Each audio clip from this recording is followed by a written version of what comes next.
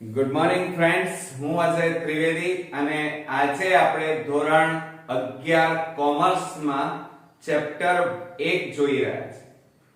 મિત્રો, આજે આપણે આંકડાશાસ્ત્ર એટલે કે સ્ટેટિસ્ટિક, જેને તમે સ્ટેટ કહો છો, એ સ્ટેટની અંદર ચેપ્ટર 1 માહિતીનું એકત્રીકરણમાં આજે બીજા ભાગમાં આપણે મળી રહ્યા છીએ। મિત્રો, પહેલા ભાગની અંદર સ્ટેટની અંદર આપણે તેના ઉદ્ભવ અને એના વિકાસ વિશે આપણે ચર્ચા કરી હતી। આજે ત્યાંથી આપણે આગળ વધીએ, કારણ કે આ સ્ટેટનો ઉદ્ભવ કેવી રીતે થયો અને એનો વિકાસ ક્રમશઃ કેવી રીતે આગળ વધ્યો એ આપણે આજે બીજા ભાગમાં જોઈશું। તો મિત્રો, ભારતના જાણીતા આંકડાશાસ્ત્રી અને એ છે પીસી મહાલનોબિસ, જેમણે આંકડાશાસ્ત્ર સંસ્થાની સ્થાપના કરી। આંકડાશાસ્ત્ર સંસ્થા એટલે ઇન્ડિયન સ્ટેટિસ્ટિક ઇન્સ્ટિટ્યૂટ, જેને આપણે ISI તરીકે ઓળખીએ છીએ। યાદ રાખજો,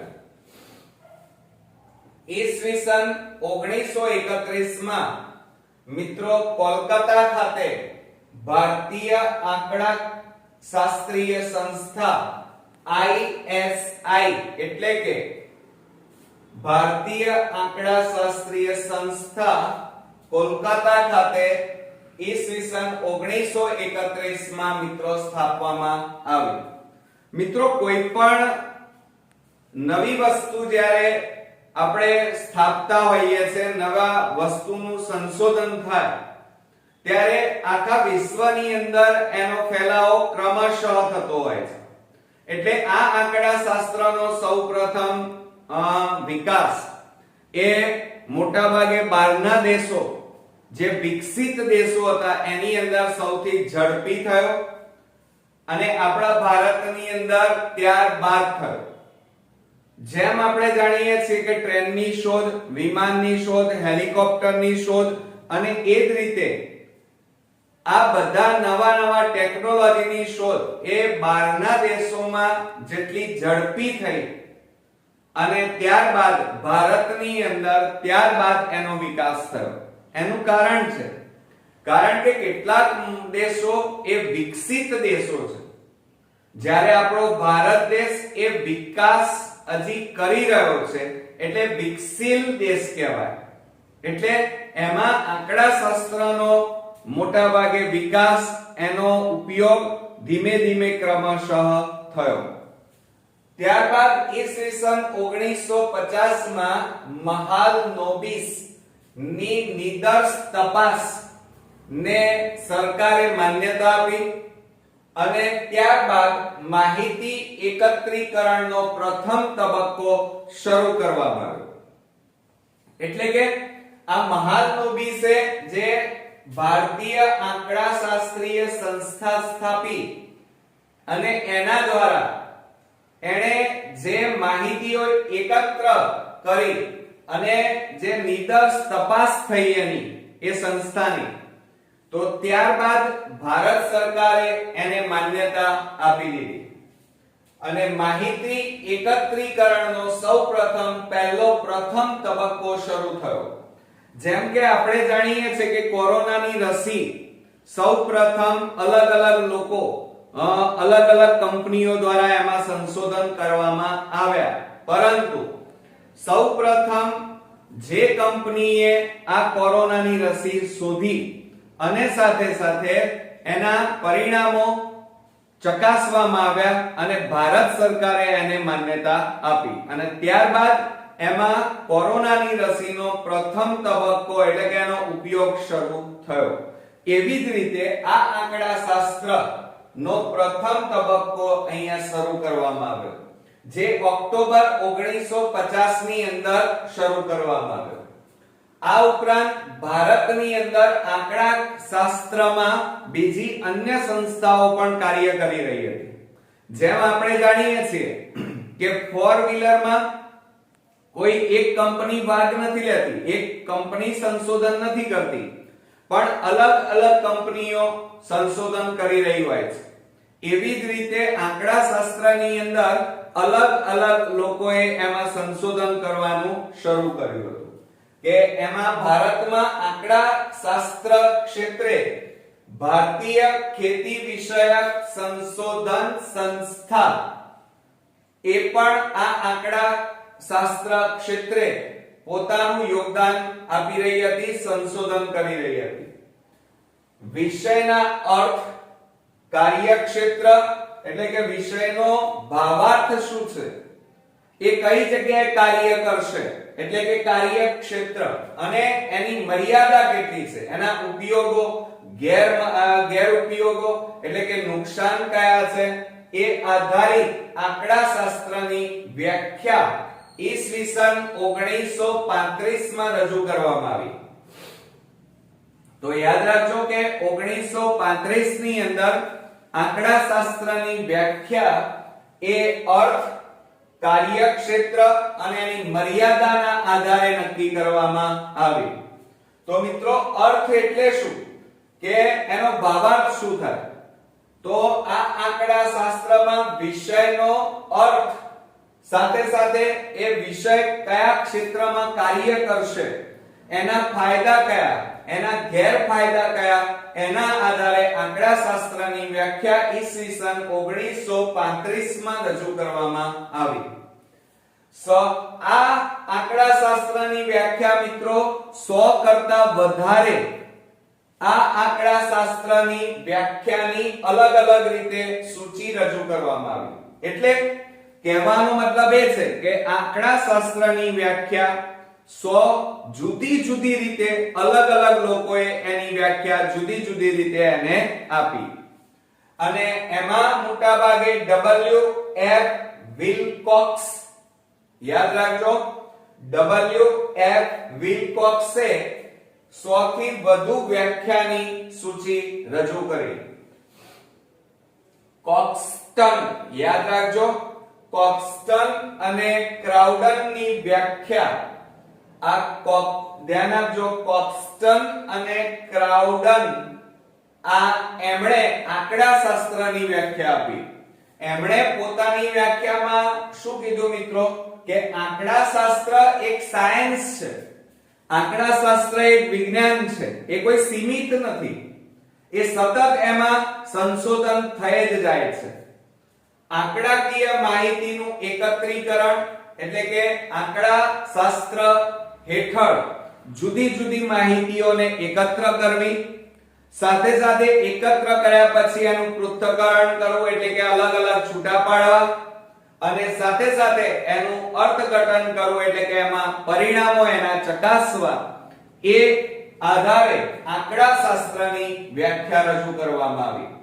તો યાદ રાખજો કે કોક્સ્ટન અને ક્રાઉડનની જે આંકડાશાસ્ત્રની વ્યાખ્યા હતી એમાં એમણે એવું કીધું કે આંકડાશાસ્ત્ર એક વિજ્ઞાન છે, સાયન્સ છે, એટલે કે એનું કોઈ લિમિટેશન નથી મિત્રો, એ કોઈ સીમિત ક્ષેત્ર નથી. આંકડાશાસ્ત્ર એમાં સતત તમે સંશોધનો કરી અને એનો વિસ્તાર મોટો કરી શકો એમ છો.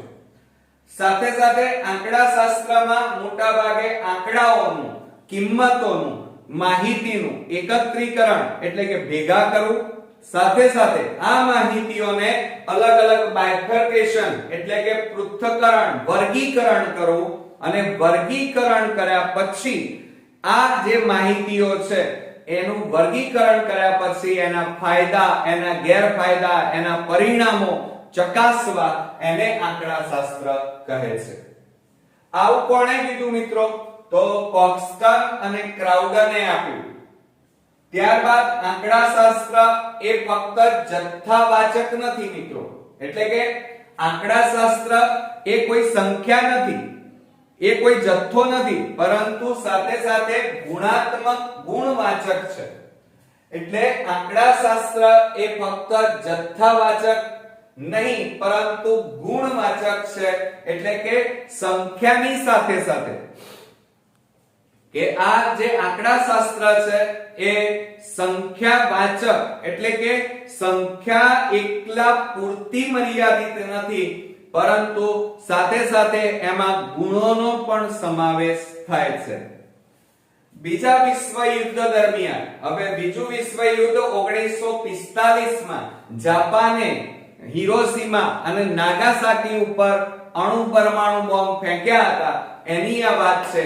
એ બીજા વિશ્વયુદ્ધ દરમિયાન એમાં મિલિટરી પ્રોજેક્ટમાં આંકડાશાસ્ત્રનો મિત્રો ઉપયોગ કરવામાં આવ્યો હતો. ભારતની અંદર વાત કરીએ તો ભારતમાં ઈસવીસન 1949 માં, યાદ રાખજો કે ભારતમાં ઈસવીસન 1949 માં હૈદરાબાદમાં, કઈ જગ્યાએ? હૈદરાબાદમાં કાર્યાત્મક સંશોધન એકમ, કાર્યાત્મક સંશોધન એકમ સ્થાપવામાં આવ્યું, જેનું નામ આપવામાં આવ્યું રિજિનિયલ રિસર્ચ લેબોરેટરી. શું મિત્રો? રિજિનિયલ રિસર્ચ લેબોરેટરીની સ્થાપના કરવામાં આવી અને એ કઈ જગ્યાએ? હૈદરાબાદમાં.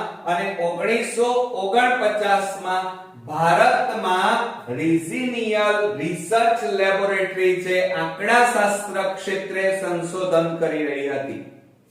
આ ઉપરાંત 1953 માં મિત્રો, ઈસવીસન 1953 માં મહાલનોબિસે ISI એટલે કે ઇન્ડિયન સ્ટેટિસ્ટિક ઇન્સ્ટિટ્યૂટ માં બીજી પંચવર્ષીય યોજના નું માળખું તૈયાર કર્યું. ધ્યાન આપજો મિત્રો, હવે આંકડાશાસ્ત્રનો ઉપયોગ ભારતમાં શરૂ કરવામાં આવ્યો અને એમાં સૌપ્રથમ આ આંકડાશાસ્ત્રનો ઉપયોગ કરી અને બીજી પંચવર્ષીય યોજનાનું આખું માળખું મહાલનોબિસે તૈયાર કર્યું. જે આંકડાશાસ્ત્રી હતા એમણે ISI એટલે કે ઇન્ડિયન સ્ટેટિસ્ટિક ઇન્સ્ટિટ્યૂટમાં બીજી પંચવર્ષીય યોજનાનું માળખું મિત્રો તૈયાર કર્યું.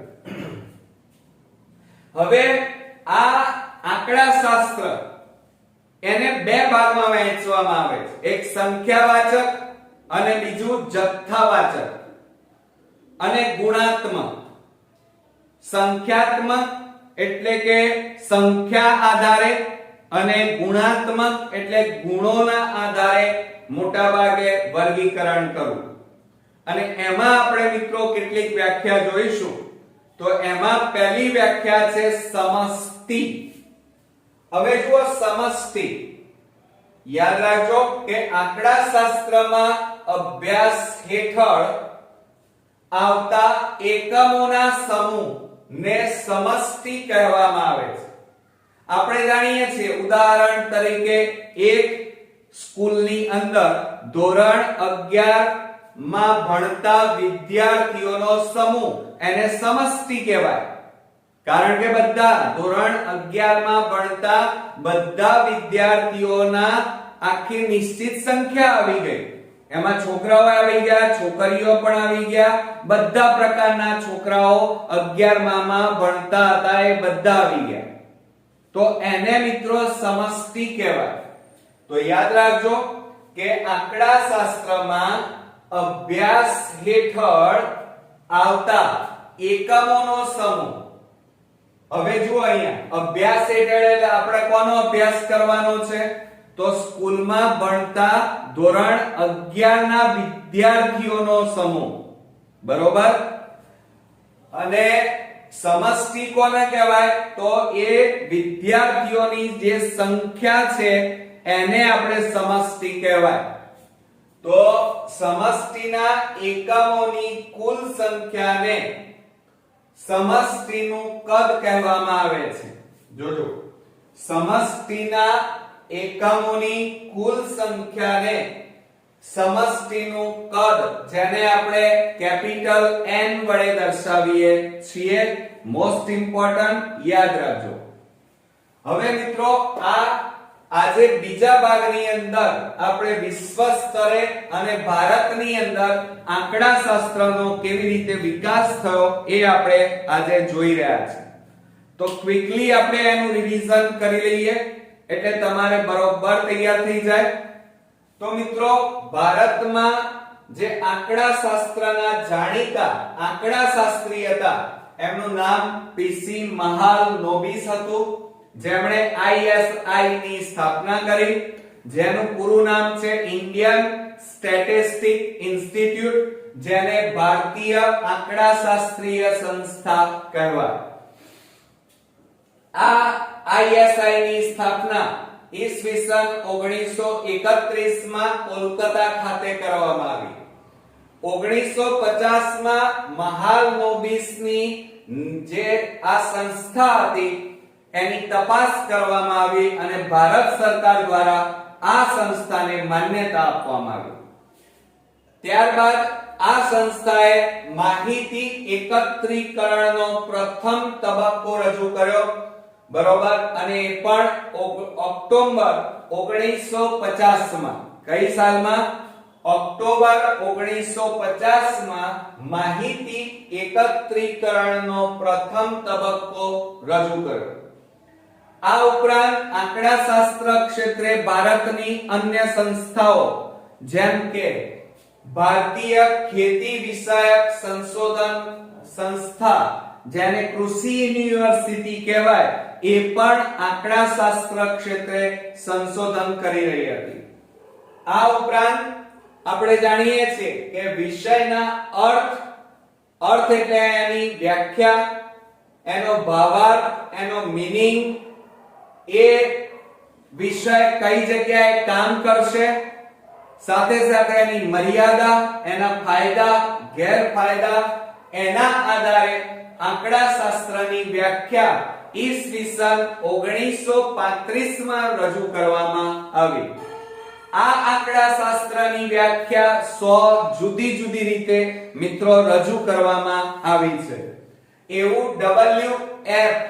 વિલકોક્સ એમણે એવું કીધું કે આંકડાશાસ્ત્રની વ્યાખ્યા 100 જુદી જુદી રીતે રજૂ કરી શકાય છે. હવે કોક્સ્ટન અને ક્રાઉડનની જે વ્યાખ્યા હતી, એમણે જે આંકડાશાસ્ત્રની વ્યાખ્યા આપી, એમની વ્યાખ્યામાં મિત્રો એવું કીધું કે આંકડાશાસ્ત્ર એક સાયન્સ છે, વિજ્ઞાન છે. આ આંકડાશાસ્ત્ર એ કોઈ સીમિત, કોઈ નિશ્ચિત નાનું ક્ષેત્ર નથી, પરંતુ એમાં સતત સંશોધનો આવકાર્ય છે. સાથે સાથે આંકડાશાસ્ત્રમાં આંકડાકીય માહિતીનું એકત્રીકરણ એટલે ભેગું કરવું, પૃથ્થકરણ એટલે એને અલગ પાડવા, બાયફર્કેશન કરવું, અને સાથે સાથે એમાં છેલ્લે જે પરિણામો આવે એનું અર્થઘટન કરવાનું હોય છે. આને મિત્રો આપણે આંકડાશાસ્ત્રને કહી શકાય. આંકડાશાસ્ત્ર એ મિત્રો જથ્થાવાચક નહીં, જથ્થો એટલે સંખ્યા નથી એકલી, પરંતુ ગુણના આધારે, ગુણધર્મોના આધારે પણ આંકડાશાસ્ત્ર રજૂ કરી શકાય છે. એટલે આંકડાશાસ્ત્ર ફક્ત જથ્થાવાચક નહીં, પરંતુ ગુણવાચક પણ છે. ગુણોના આધારે પણ આંકડાશાસ્ત્રનો ઉપયોગ કરી શકાય. અને આ આંકડાશાસ્ત્રનો ઉપયોગ બીજા વિશ્વ યુદ્ધ દરમિયાન જાપાને જ્યારે હિરોશીમા અને નાગાસાકી ઉપર અણુ બોમ્બ, પરમાણુ બોમ્બ ફેંક્યા, ત્યારે મિત્રો આ મિલિટરી પ્રોજેક્ટમાં આંકડાશાસ્ત્રનો સૌપ્રથમ ઉપયોગ થયેલો.